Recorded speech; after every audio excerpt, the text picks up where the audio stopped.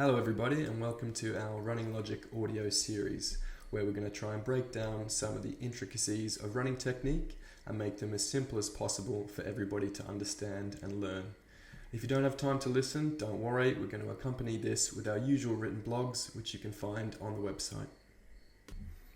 Today's topic is going to be, when is running too slowly affecting you in a negative way? And I just want to preface it by saying, if you just run purely for enjoyment and recreation and you like to get out there, you're not worried about performance and your body is holding up really well, you're strong, then run as slowly as you want to, because if that's the goal, that's what you can do. However, when we start to look at things from a training perspective, running too slowly can start to affect you. There are a few ways it can affect you. It's your neural pathway adaptations. So if you're trying to run faster, you want to recruit as many muscle fibers as you can and practice this as a pathway. If you're running within yourself, it's like a muscle contraction for a weight lift. If you're only asking your body to use 10% of its fibers, then it's not going to try harder to use any more.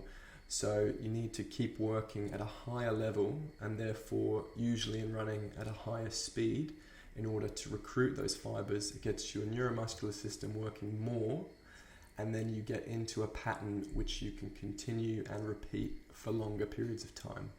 So in that perspective, you're then becoming faster and you're taxing yourself to create endurance. If you keep running slowly, say on your long run in your marathon training program, it's going to be hard to find those improvements. That's another note in general. So if you want to improve, even if your training session was limited, you can only run once per week. If you don't push that speed, you're going to get a plateau.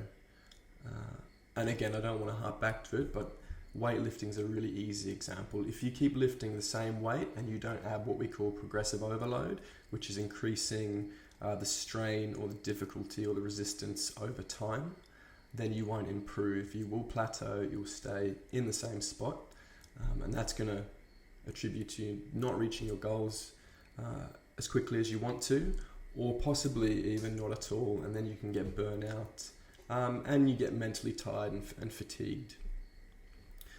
Moving on to injuries, often we'll give a slow run as a recovery, whether that be for a marathon program or a 10K program. After a high effort, we might put in a slow run or a walk run. And the idea of that is for it to not be too long, so you're not spending loads of time on your feet, but you're getting blood to the muscles for recovery and etc. However, if you're always running slowly, you're going to have more ground contact time.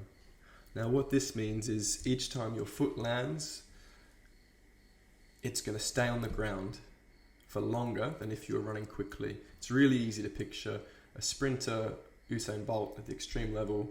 His ground contact time, his foot is on the ground, off the ground, ridiculously quickly. If you're just plodding along really slowly, then more ground contact time actually means more stress through the body.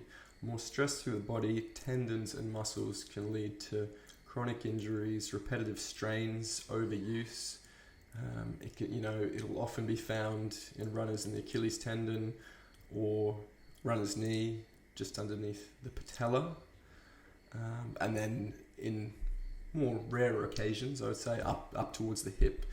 But that ground contact time is increasing load. If you were to change your program up and then you put in a shorter but faster run, you're actually going to de-stress the body. You're not going to load it as much as if you continue to do those plodding runs over and over again. So that's a few of the topics that we've covered today. If you love just running slowly and you do it for mental de-stress and you enjoy it, then that's great, especially if your body's holding up. But I'd recommend you do some strength training just to make sure.